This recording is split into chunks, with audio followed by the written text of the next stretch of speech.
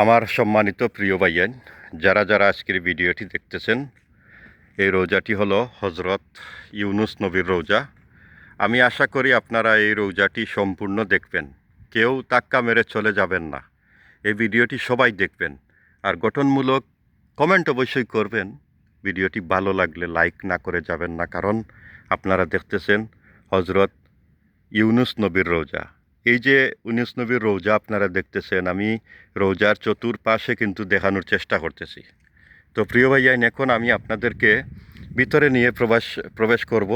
তার আগে আমি এই যেই সাগরের মধ্যে 40 দিন মাছের পেটে ছিলেন হজরত ইউনুস নবী, এই সাগরটি আমি আপনাদেরকে একটু জুম করে দেখানোর চেষ্টা করব।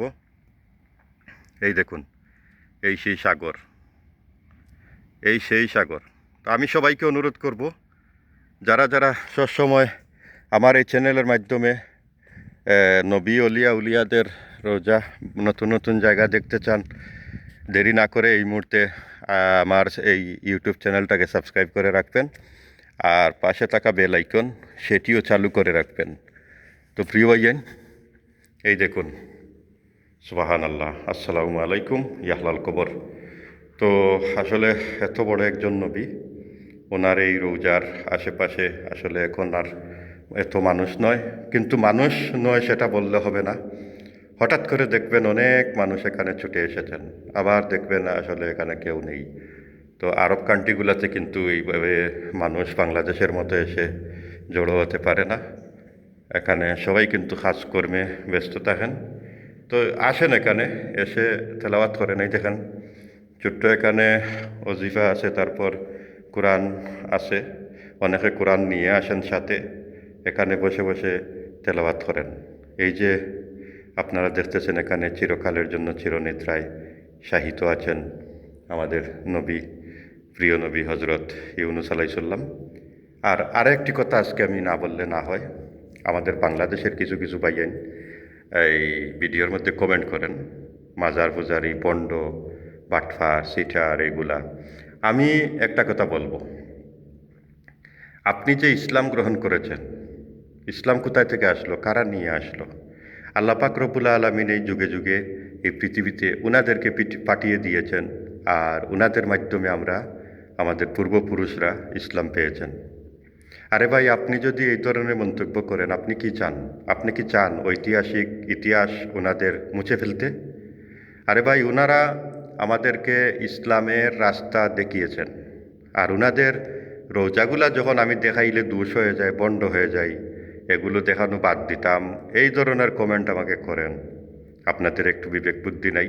আমি কি এখানে কোনো শিরিক করতেছি, বা আমি কি এখানে সেজদা করতেছি?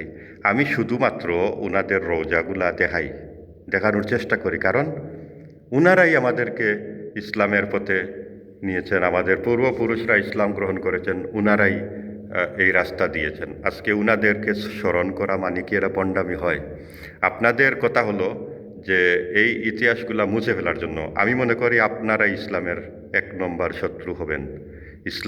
ইসলামের শত্রু হলেন আপনারা, কারণ আপনারা লেবাসদারি মুসলমান, আসলে আপনাদের অন্তরে মুসলমানের কোনো চিহ্ন নাই। কারণ আপনারা এই যে যারা প্রতিষ্ঠিত করেছেন ইসলাম, তাদেরকে আপনারা মুছে ফেলতে চান। আমার কি অপরাধ? আমাকে বাজে বাজে কমেন্ট করেন, আমি অপরাধ কি করেছি? তাই এই ধরনের কমেন্ট থেকে বিরত থাকবেন। আপনি যদি সত্যিকারের একজন মুসলিম হয়ে থাকেন, একটু ব্রেইন খাটাবেন, যে উনাদের ইতিহাসগুলা, উনাদের জায়গাগুলা দেখানো মানে মানুষকে আগ্রহী করা, ইসলামের প্রতি মানুষের আরও আগ্রহী হবে।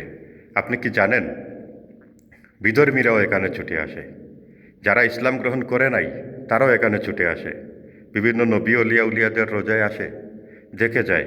হয়তো কারো কারো মনে তাদের সুখ শান্তি ছুটে আসে, চলে আসে, কেউ কেউ মুসলিম হয়ে যায়।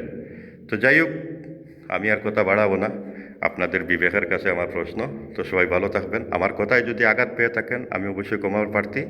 আমি আজকে এই কথাগুলো বলার কারণ হলো, আমি কমেন্টগুলো দেখে আসলে খুব কষ্ট পাই, তাই আজকে কথাগুলো বলতে বাধ্য হলাম। তো সবাই ভালো থাকবেন।